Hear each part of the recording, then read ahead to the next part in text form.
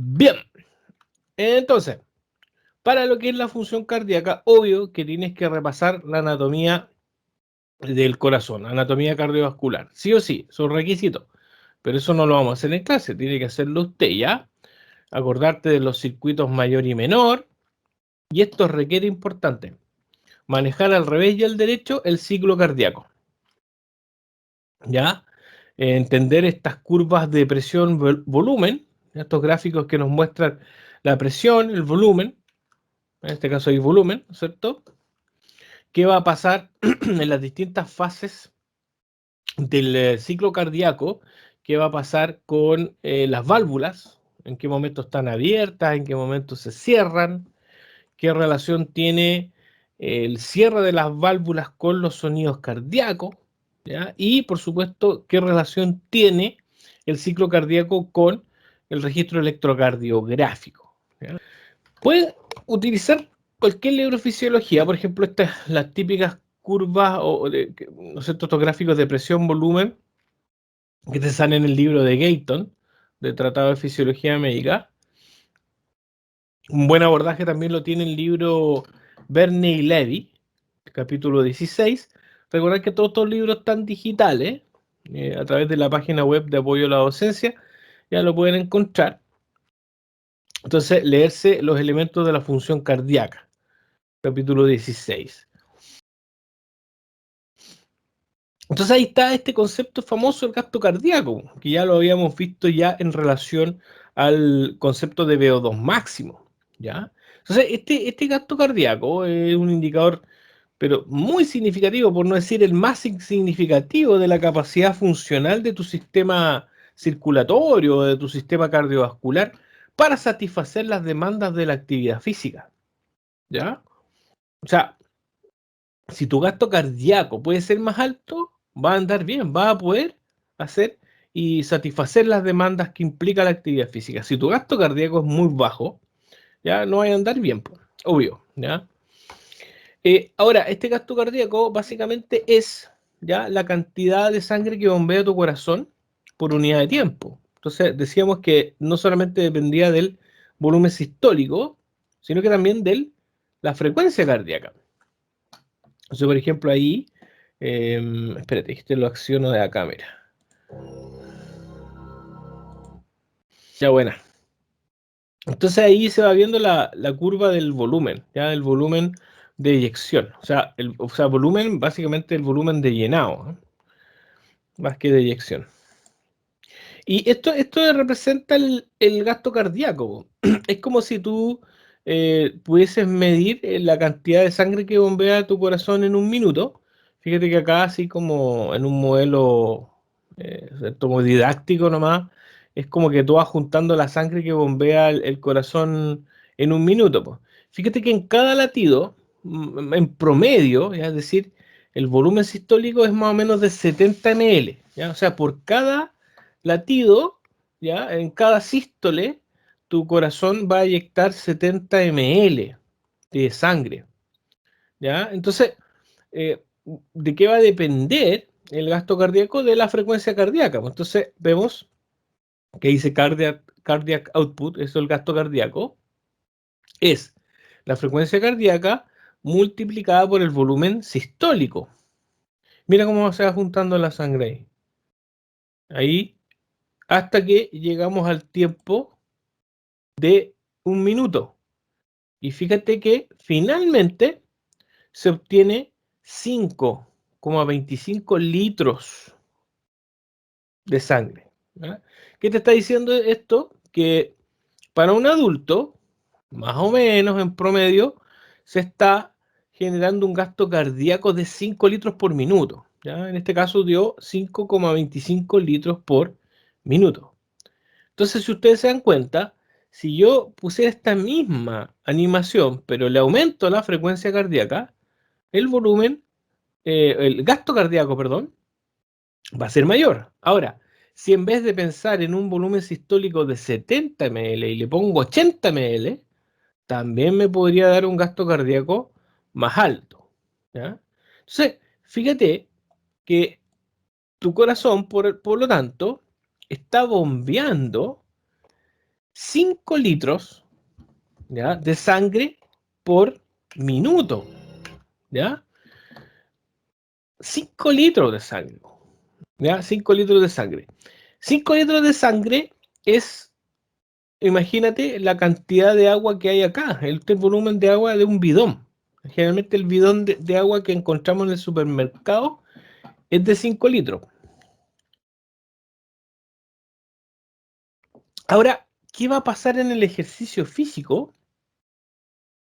Eso es increíble. Tu gasto cardíaco podría llegar a 25 litros. 25 litros.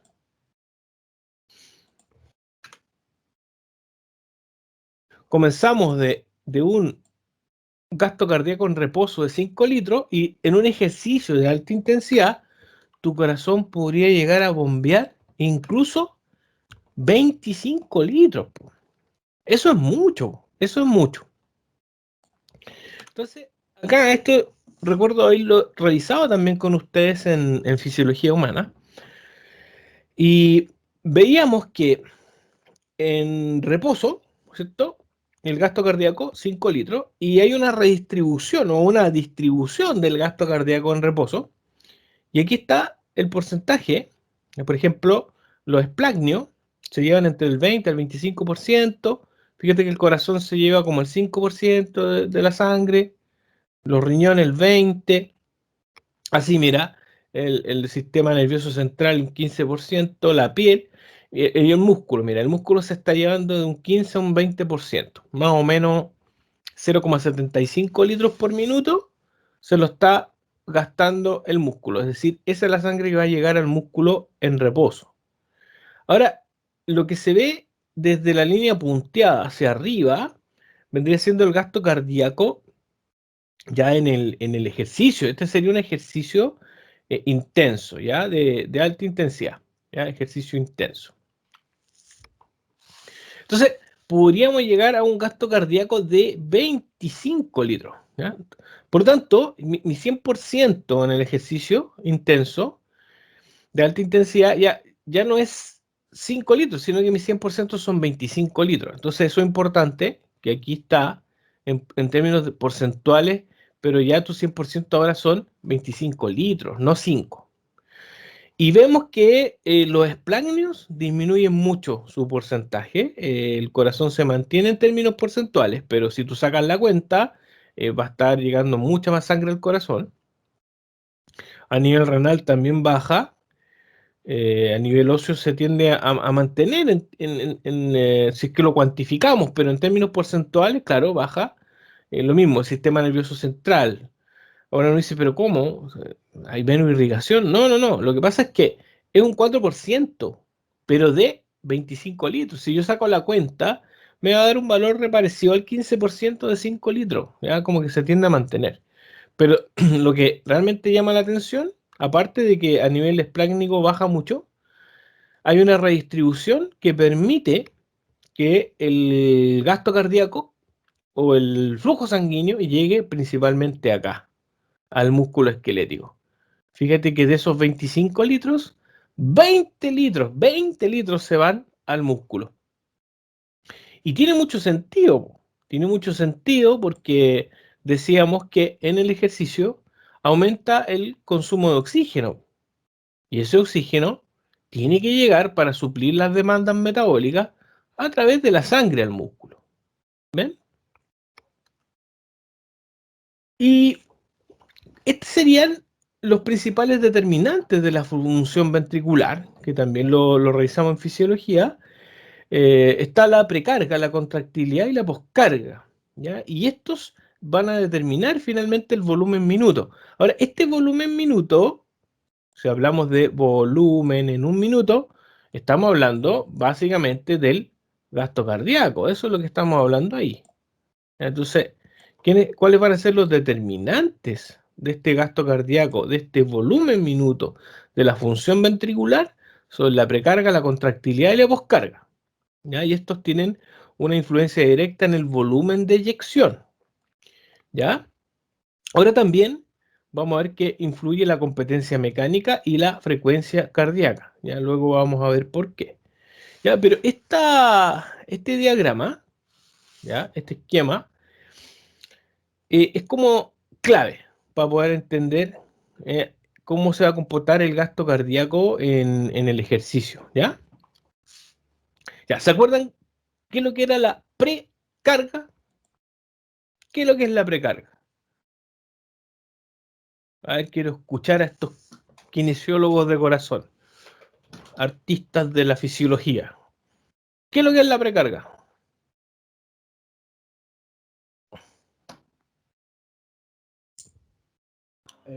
Profe, era el volumen de sangre que ingresa al ventrículo izquierdo, ¿no?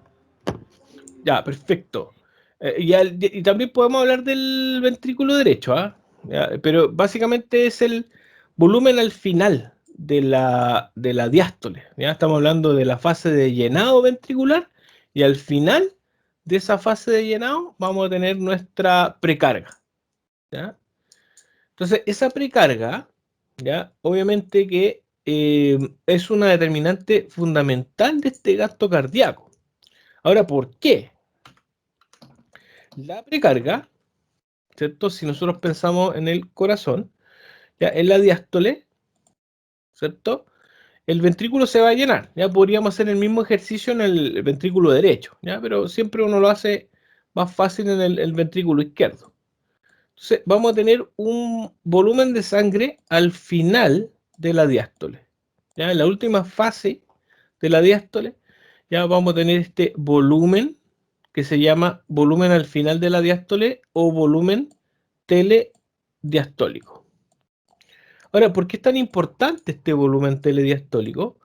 Porque esa sangre que está en el ventrículo genera una presión o una fuerza, si usted quiere, por sobre el músculo ventricular.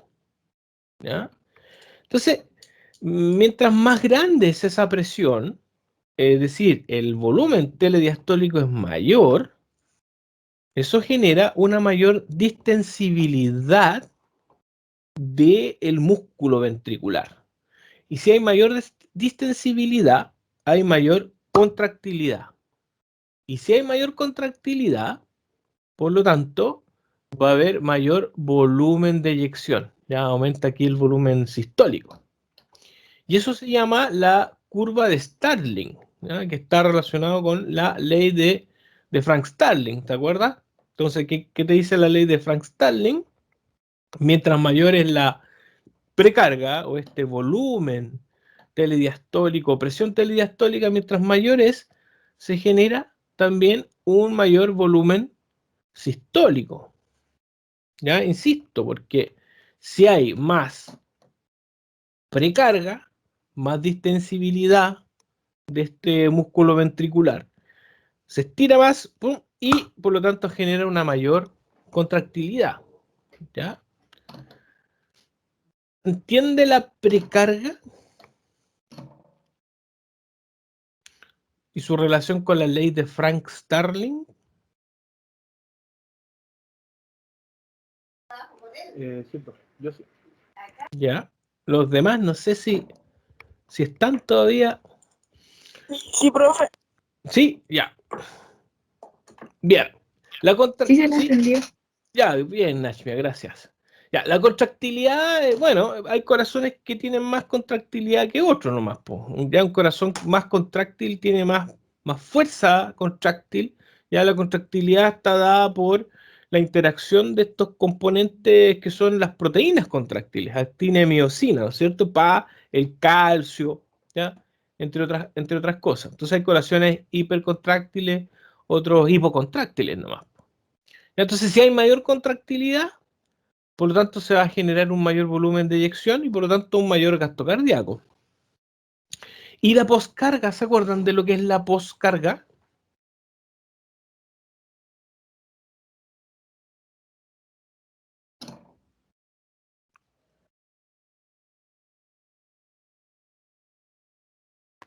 Era, creo, la resistencia que tenía la sangre para poder salir al exterior, ¿no? Muy bien, muy bien, muy bien, Bastián. Entonces, aquí vamos a tener, ¿no es cierto?, en el momento en que comienza la sístole, ¿ya? Se empieza a generar un aumento de presión, porque se están contrayendo los ventrículos, ¿ya? Y mientras se va generando ese aumento de presión, ¿ya? Vamos a tener fuerzas externas que van a evitar, en el inicio, ¿no es cierto?, de la sístole, que la sangre salga eyectada, en este caso por la arteria aorta o por el tronco pulmonar. Entonces hay fuerzas opuestas. Esas fuerzas opuestas pueden ser las mismas válvulas semilunares, la resistencia vascular periférica, ¿ya? La misma resistencia que te puede generar la arteria aorta, ¿ya? Entonces hay una serie de fuerzas que se van a oponer al vaciado aquí, a la eyección, ¿ya? Entonces vamos a tener siempre una primera fase de la sístole que se llama una fase isovolumétrica, ¿ya? O isométrica, le llaman algunos autores también, ¿ya? Y eso es la poscarga. Eso, por ejemplo, un sujeto hipertenso tiene mayor poscarga, porque hay mayor resistencia vascular periférica. Entonces, hay que generar, ¿no es cierto?, una mayor presión. El corazón se somete a generar mayor presión, ¿ya? Y bueno, y eso a la larga también va a ser una determinante para el volumen minuto, para el gasto cardíaco. Ahora, ¿por qué la competencia mecánica importa? Porque si las válvulas, por ejemplo, las válvulas auriculoventriculares, ¿ya? La mitral, por ejemplo, está fallando, la sangre se devolvería a la aurícula. Y si la sangre se devuelve, vamos a tener un menor volumen sistólico. Otra cosa importante si cómo está funcionando el pericardio, ¿ya? Si por ejemplo tenemos pericarditis y los ventrículos están presionados, también podría generar un mayor o un menor volumen sistólico. ¿Y por qué hice la frecuencia cardíaca? Porque si la frecuencia cardíaca es muy alta, estamos hablando de una taquicardia excesiva, ¿ya? El tiempo para el llenado ventricular se hace muy corto, muy escaso, ¿ya? Y eso implica también que va a caer el volumen minuto, porque el volumen sistólico va a ser muy bajo, no hay tiempo para que se llene el ventrículo, ¿ya? Entonces, bueno, este gráfico, el típico gráfico que tú puedes ver, que nos muestra por un lado el volumen en el eje X y en el eje Y nos muestra la presión. Entonces, cuando se está llenando el ventrículo, ¿ya? Es decir, en la diástole, ¿no es cierto?, vamos a tener finalmente un volumen telediastólico. Este es el máximo volumen, ¿viste? Aquí, si nos vamos desplazando hacia la derecha, va aumentando aquí el volumen. Ya, en general, aquí la presión no cambia mucho, ¿ya? Hasta que comienza la contracción isométrica o contracción isovolumétrica. Entonces, el volumen, mira, el volumen se tiende a mantener, se mantiene, no hay cambio en el volumen, pero sí aumenta de manera importante la presión. Y este aumento de la presión va a generar que se abra la válvula semilunar aórtica, ¿viste? Y aquí se ve la eyección de la sangre. La sangre está saliendo y por eso nos desplazamos hacia la izquierda, porque va disminuyendo el volumen, ¿ya? Y hasta aquí duraría la sístole. Ahora, nos vamos a encontrar también con un volumen telesistólico, ¿ya? Un volumen al final de la sístole. Siempre va a quedar una cantidad de sangre en el ventrículo. Ya aquí estoy dibujando ya lo que sería el volumen telesistólico, ¿viste? Entonces, ese conchito que queda ahí vendría siendo el volumen telesistólico. Entonces, la diferencia entre ese y ese sería el volumen sistólico finalmente. Es decir, esta columna de sangre es la que pudo salir y ese es el volumen sistólico. Entonces el volumen sistólico es el volumen telediastólico menos el volumen telesistólico, ¿ya? El volumen al final de la sístole. Siempre queda un conchito de sangre. Siempre queda un poco de sangre ahí en el ventrículo. Ahora, hay factores que van a determinar la precarga también. Entonces, la distensibilidad ventricular. Decíamos que si es que el ventrículo tiene suficiente distensibilidad, ¿ya? Se expande más y puede generar, por lo tanto, una mayor presión, se puede generar una mayor presión y por lo tanto a la larga se va a generar también un mayor volumen sistólico, ¿ya? Y lo más importante, el volumen diastólico, ¿ya? No, finalmente el volumen, o podemos hablar aquí del retorno venoso, que va a llegar ahí al corazón. Importa el espesor del ventrículo izquierdo, la pared, o sea, cuando es muy gruesa la pared del ventrículo puede que sea muy rígido y tengamos ventrículos con poca distensibilidad. Ya lo mismo, podríamos encontrar corazones hipertróficos donde el tamaño del ventrículo es muy chico, po. Y si el tamaño del ventrículo es muy chico, ¿para qué hablar de esta precarga? Porque el volumen telediastólico va a ser también muy bajo. La poscarga también tiene sus propios factores determinantes, ¿ya? La distensibilidad aórtica. Si tenemos una aorta que está calcificada, que es muy rígida, ¿ya? Obviamente que va a generar o va a producir que la poscarga tenga que ser muy alta, po, ¿ya? Porque ahí la resistencia al vaciamiento va a ser muy grande. Y por supuesto las resistencias periféricas, po. Ya hablábamos, el sujeto hipertenso tiene mayor resistencia periférica, ¿ya? Y eso también implicaría una poscarga mayor. ¿Para qué hablar los espesores de la pared del ventrículo izquierdo, sobre todo? Y el tamaño del ventrículo también podrían influir en esta poscarga. Recordar qué pasa con la presión arterial. Ya la presión arterial depende del gasto cardíaco, es decir, del flujo, pero también de la resistencia vascular periférica. Entonces, por ejemplo, podríamos tener un vaso sanguíneo con un gasto cardíaco muy alto, ¿ya? Y eso también implicaría una presión arterial media muy alta. O podríamos tener un vaso sanguíneo, una arteria, con un flujo de sangre normal, pero muy estrecho. Entonces, si está muy estrecho ahí, es que ha aumentado mucho la resistencia vascular periférica, ¿ya?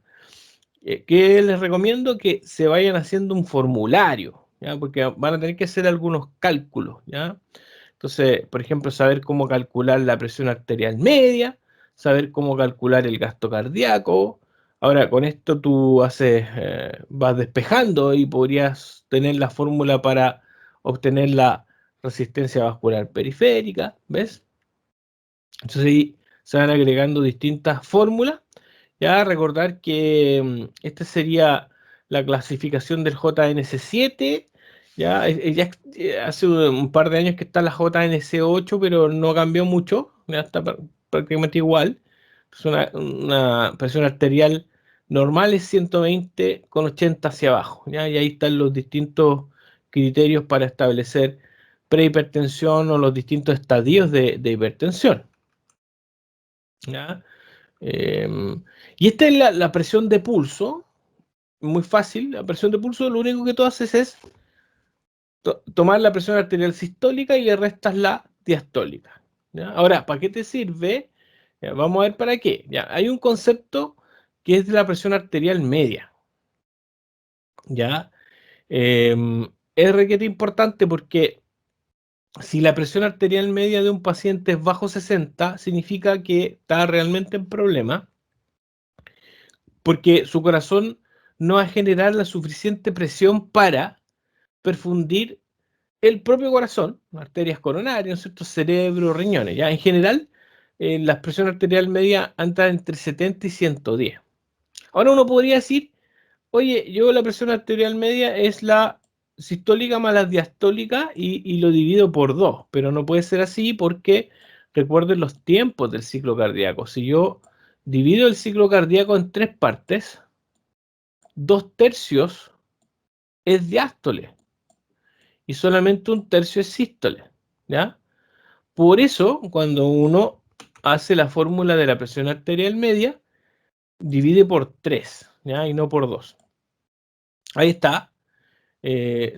¿Cómo se calcula la presión arterial media para reposo? Es la presión de pulso dividido por 3 más la diastólica. Y la presión de pulso, ¿te acuerdas que dijimos que es la sistólica menos la diastólica? ¿Ya? Y le sumas finalmente esta. En el ejercicio, ojo acá, que en el ejercicio los tiempos de sístole y diástole tienden a acercarse, tienden a equipararse. Ya como la frecuencia cardíaca está muy elevada, ya el tiempo de llenado ventricular, ya es decir, la fase de diástole disminuye en tiempo, sobre todo, ¿ya? Y se tienden a igualar con la sístole. Entonces ahí sí que se puede dividir por dos, ¿ya? Y le sumas la diastólica. Y finalmente quiero hablar de la utilización de oxígeno del miocardio. El miocardio se asegura, obviamente, ¿ya? Tener un buen consumo de oxígeno. De hecho, extrae mayor porcentaje de oxígeno de la sangre que muchos de los otros tejidos. ¿Ya? En general, los tejidos extraen 40-50% del oxígeno. El corazón ya extrae del 70 al 80%. ¿Ya? Entonces, hay que pensar más encima que en el ejercicio hay un aumento importante del flujo en las arterias coronarias, ¿ya? Entonces, ya en reposo se está extrayendo, ¿ya?, una extracción cercana a la máxima, ¿ya?, del oxígeno de la sangre, pero además en el ejercicio aumenta el flujo sanguíneo coronario. ¿Ya? Bueno, y de ahí viene este concepto del doble producto, ya que básicamente una forma de estimar el consumo de oxígeno de tu miocardio, ¿ya? Es estimar el trabajo del miocardio, ¿ya? Y en clínica se usa harto porque es fácil de conseguir, de poder medirlo, ¿ya? El doble producto, tú sacas la presión arterial sistólica, le mides la presión al paciente y multiplicas por la frecuencia cardíaca. Y eso es el doble producto. Entonces, si una persona está haciendo ejercicio, por ejemplo, la frecuencia cardíaca va a ser más alta, la sistólica también va a ser más alta, por lo tanto, tiene un doble producto más alto. Eso quiere decir que el trabajo del corazón es más grande, ¿ya?